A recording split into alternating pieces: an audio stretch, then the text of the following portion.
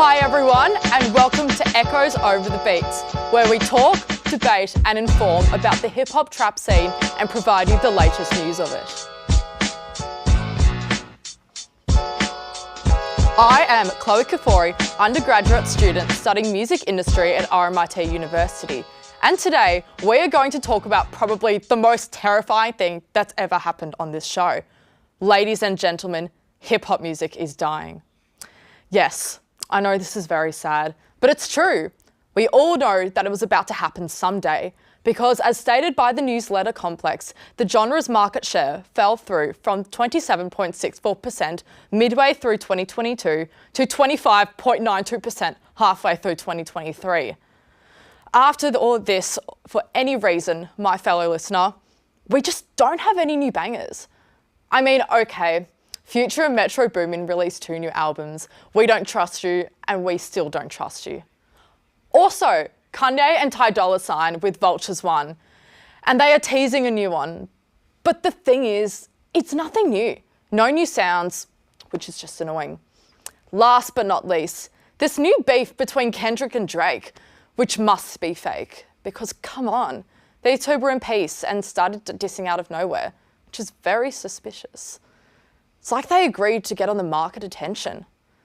Anyway, the crew and I went to the streets of Melbourne to ask them what they think about it. Hi, what's your name? Hi, I'm Jasmine. Hi, my name is Tute. Hi. What kind of music do you listen to, and do you listen to rap? Usually I listen to R&B and pop, and also a bit of rap. And who are your favorite rappers and why? One of my favorite rappers is Eminem because I grew up watching him, especially his movie 8 Mile. Yes. What do you think about rap or hip hop in the music industry these days? I think it's getting more popular, especially with like the influence of TikTok, because a lot of the popular audios use rap songs, and usually they're very catchy as well. But they do talk about the same topics, usually about like, you know, women and stuff. So you can see a pattern of like sexualizing women. I think it forces your body to move like Jagger. Hey guys, Chloe from Echoes Over the Beats. I'm so excited to be joined with hip-hop fans Sammy Regagu and Tom Mackey. We welcome them to the show. Thanks for having us. Thank you for having us. Hey guys, how are you? Thanks for having us on the show. Thank you How very you much. Now guys, as a rising artist and music producer, and both passionate about the hip-hop genre, I'm keen to hear about your perspective on the genre. What do you like about it? What do you dislike? And have you seen a decline in anything recently? Yeah, I did want to, I picked up what you said before saying hip hop is dying. While those stats are, you can't disagree with the stats. I believe saying it's dying is false. I think what's going to happen is the same way we've seen country have a decline over the past decade, and that's starting to come back now.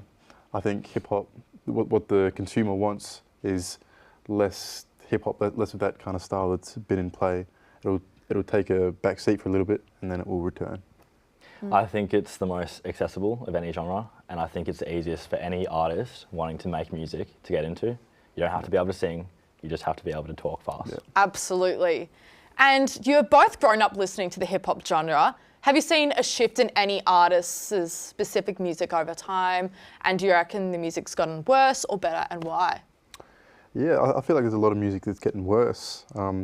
Guys like Eminem, I feel like was a big part of my childhood. His few initial albums, and I can't listen to his new music at the moment for whatever reason. He's had a bit of an artistic decline. Yeah. I think some music ages well and some doesn't, and I would agree that I don't think his music has aged very well. I think one thing with rap is that there needs to be more experimentation. You kind of hear the same thing over and over, and I think some people are getting sick of that, and that could explain why the decline. Absolutely. And finally, do you think there is anything lacking within the hip-hop culture and genre? Do you think we need more hip-hop artists or festivals revolving around hip-hop music and culture? Yeah, I mean, I feel like with festivals, they create festivals at the demand of the consumer. So if no festivals are being created, then the consumer, that's just not what the consumer wants. If we talk specifically Melbourne in Australia, that festival lineup is leaning towards techno house music because that's what the consumer wants. Yeah. So I think if we're looking at Australia as a country, I personally would like to see more artists embracing Australian culture and not trying to mimic American culture. yeah, there's a lack of identity. There's a lack of in identity, Australian and I hip-hop. think it'd be really cool to do I that more. think so too. Well, that's all we have for today. Let's give a big round of applause to our guests for joining us, Tom and Sammy, and giving an insightful perspective and sharing us with their stories. While the idea that hip-hop music is dying might seem disheartening, its history of giving a voice to the marginalised and pushing social boundaries means that it will continue to evolve. Let's continue to support the voices and stay true to the genre's roots, while also embracing innovation and diversity that makes hip-hop a powerful and enduring art form. Remember, the conversation doesn't end here. We encourage our viewers to continue exploring the topics we discussed and share your thoughts with us on social media. Stay connected and join us next time for more in-depth conversations on the issue. This is Echoes Over the Beats. I'm your host, Chloe Kafori, and we'll see you next time.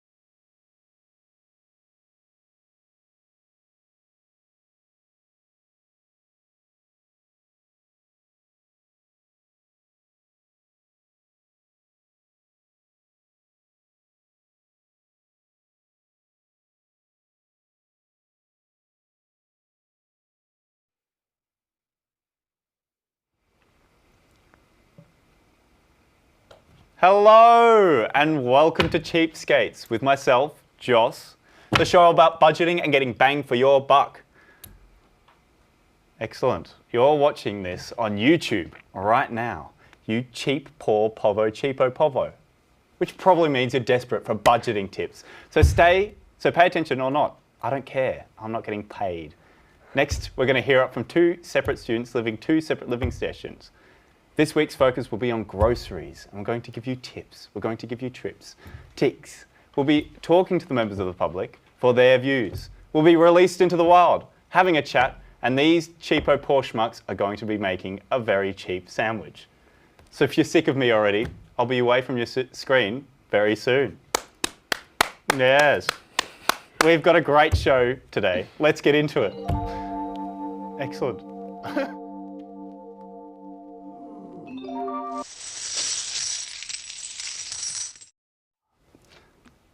You, welcome.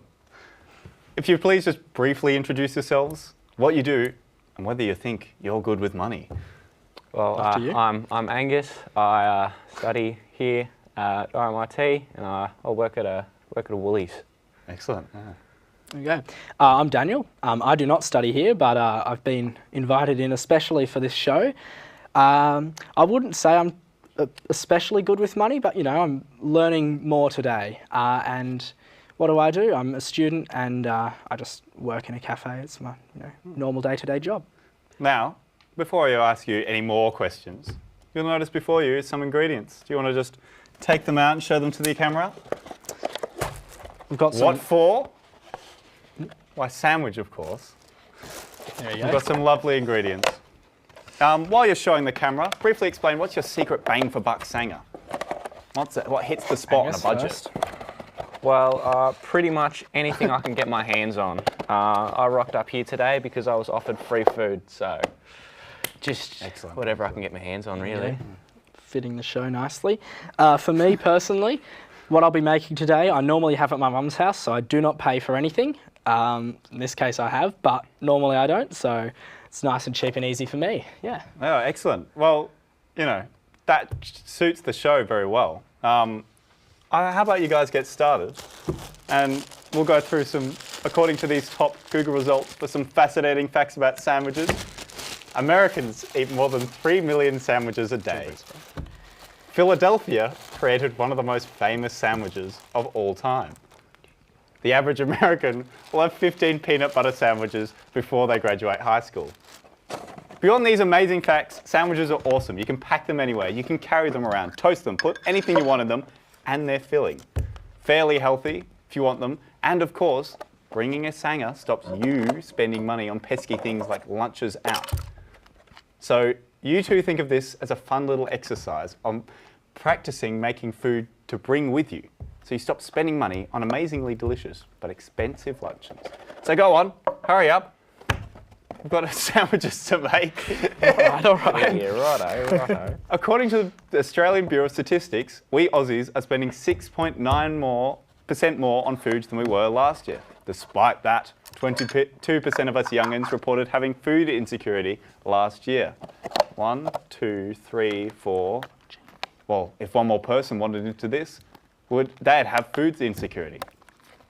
So we're spending more money on food, and yet somehow more of us are having food insecurity. Now I wonder why that could be.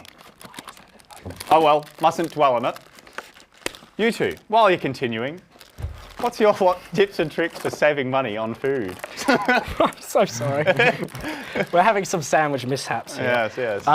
So for me, I'm an avid Aldi shopper. That's where a lot of these ingredients come from today. Hence some questionable quality. Let me just chuck these on here. Avid Aldi shopper and cheaper by miles, of course. There's a new one from Collingwood. There's a new one on Johnston Street, which is very helpful. Lots of good deals on some great things. What about you, Angus? Free food. Anytime you can get free food, you just go for it. You never turn down free food because it's free. And if I've learnt anything in the cheapskate way of life, not paying for things is a lot cheaper than paying for things. Well, you'll notice Very wise. that these All of this was chopped up with wooden forks. Why? Because it's free. Exactly, we like keeping things free. Well, we've heard from these locks, but they're stuck here, stuck in a dark, stinking studio. Haven't seen the sunlight in years, in fact. Let's instead get some fresh air with Will, a reporter up and about on the streets above. Hi, my name is Will, and I'm here at RMIT, and I'm going to talk to you about budgeting. This is the Oxford Scholar. Let's go inside.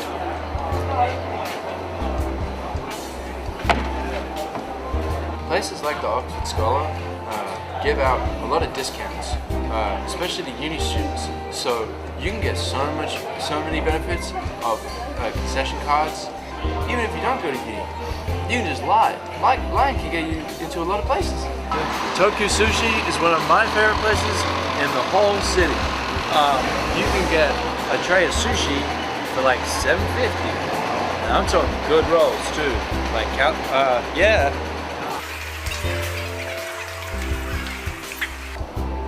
This might look like a really fancy place, but it's not.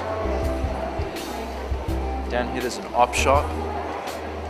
Op shops are good because you can get cool clothes for small prices. Look at this jacket, nice jacket, $5. Another jacket, $5. I wouldn't wear this, it looks great though.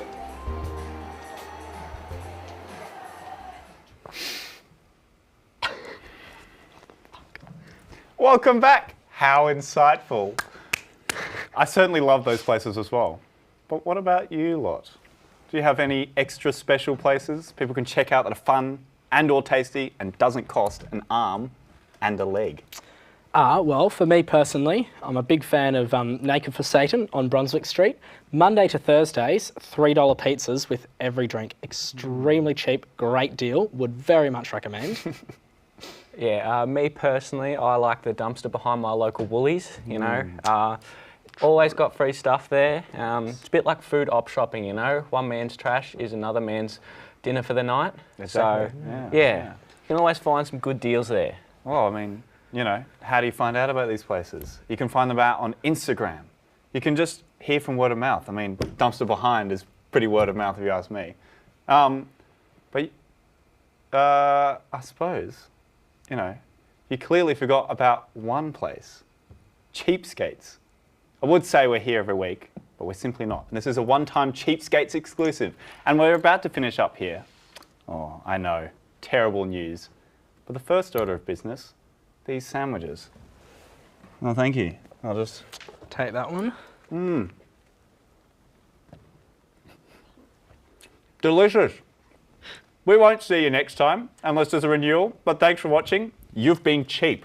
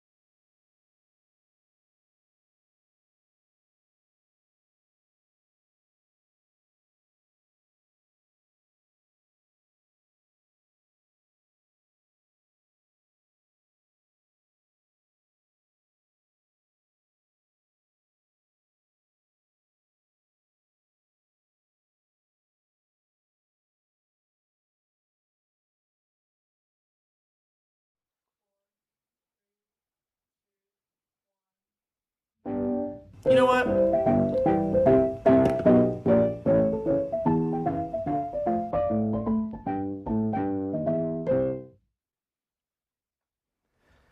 Hello everybody and welcome to Meme Mania, the show where we unpack all the funniest memes from the history of the internet and get to the bottom of what makes them so good.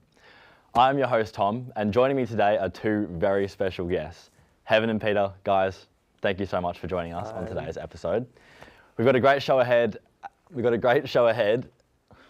and I look forward to hearing all your thoughts on the meme that we have chosen for today's episode. Now, for the audience at home who may be unfamiliar with Meme Mania, this show is your cheat sheet to understanding the hottest memes on the internet. The internet is constantly churning out viral content, and if you blink, you're sure to get lost in the chaos. So our aim here is to help familiarise you with all the funniest memes of today. So, without further ado, let's reveal the meme in the spotlight for today's episode. I like these memes because it's funny, I guess so. So this is my favorite meme, is the Elmo on fire. I think like this meme is so relatable in many different ways. I have this meme saying right here, it's like, don't say anything a bad girl. Yeah. Because like I talked this to my friend and then she says something bad to me in like a really hilarious way, and then say send this to her like, don't say anything more, it's a bad girl. So, yeah, just like that. So, can you tell me your favorite meme and why? It's me right now. Good. The Kombucha Girl meme began circulating the internet after social media creator Brittany Broski posted her reaction to tasting health drink kombucha for the first time. Her hilarious reactions spreading across the internet like a wildfire. Guys, what do you think of the meme? I think it's pretty relatable, I guess. I don't know. Like, kombucha is not something that you would drink typically. So her reaction was very raw. I like that. Yeah. Had you seen this meme before? Nah, it's actually the first time I have seen this image, but I can tell the drink was not really, the taste was not really good. Yeah. So what do you think makes it so funny? I think like her blank face, I'd say. Like, her expression doesn't only mean like disgust, but it means like so much things. Yeah, it's like he was trying to like making good like feedback of the product. Yeah. But the fact is very different. That's why. For sure. Well, funny you say that because I actually have a little gift for my guests. You are going to be trying kombucha. It is a apple, pear and ginger kombucha. So I would love to get your reactions. Have you tried kombucha? I have tried kombucha. I'm an expert on the stuff. Whoa. Not really. Have you? No, never. No. So please. I don't even know this thing. Oh my gosh. Enjoy. Thank you. Enjoy. Thank you. Oh my god. So I just try now, right? Please. Be my guest.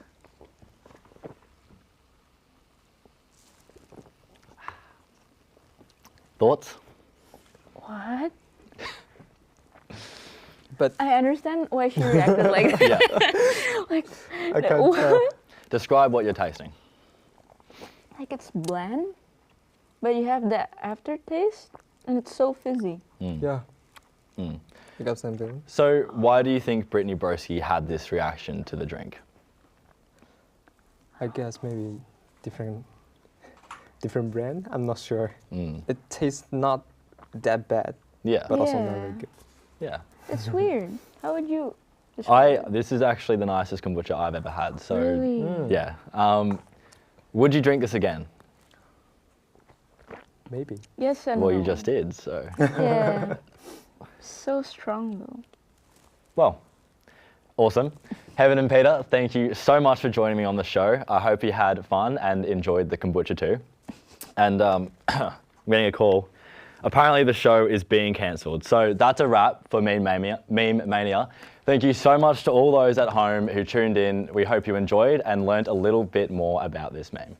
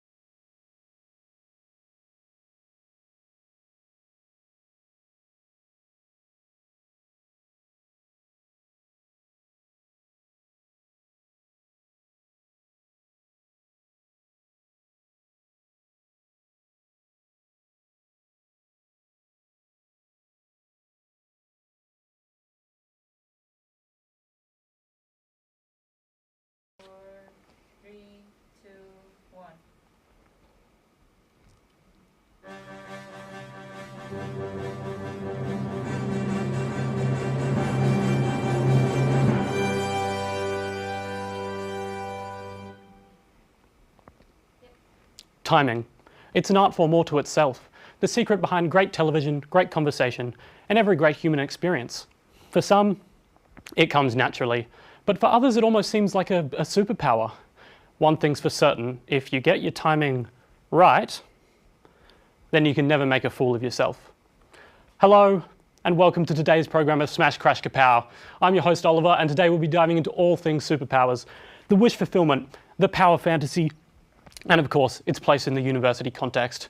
I'm joined by two wonderful guests, Chloe and Eric. How are you today? Very well, thank you. Thanks for having us. So Chloe, I mean, growing up, did you always assume that you would eventually get superpowers? Well, I guess I always thought superpowers were real, but it wasn't until I was old enough to actually understand that they're actually not, which was, yeah, my mum told me about. Yeah, at what age do you reckon that was? Oh gosh, I would have been about 7 or 8 maybe. It's fear of death.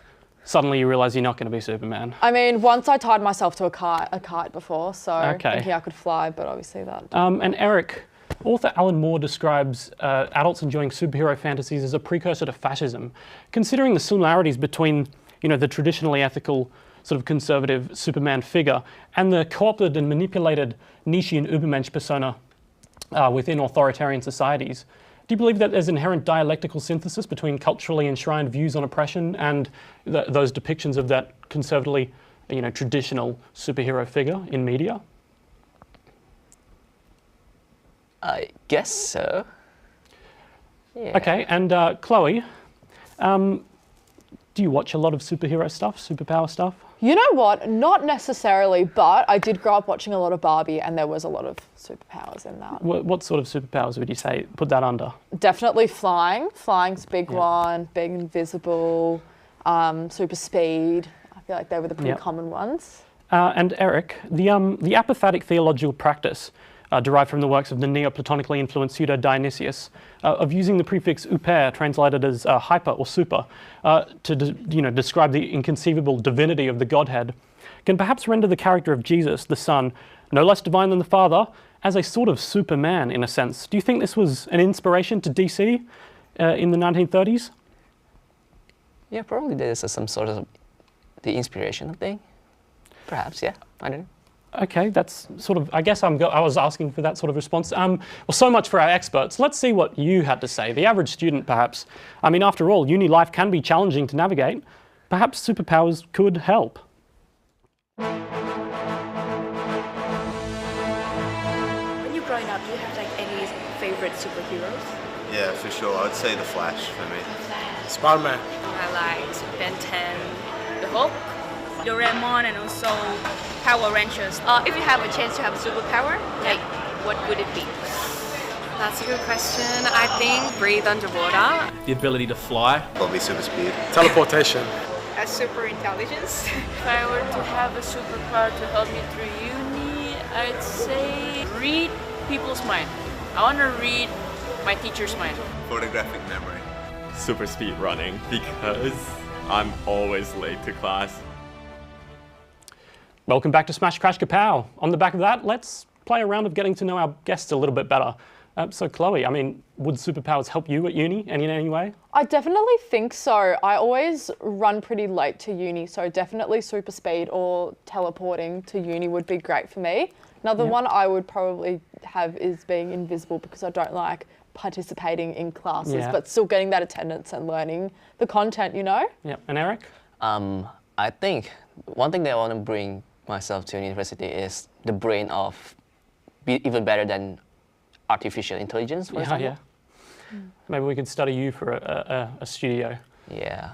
Well, no superpower or superhero is complete without their arsenal or their toolkit. So we've got a few choices here. If you were to become a superhero, would you want the sword, the pistol, or maybe, oh no, not that, the string?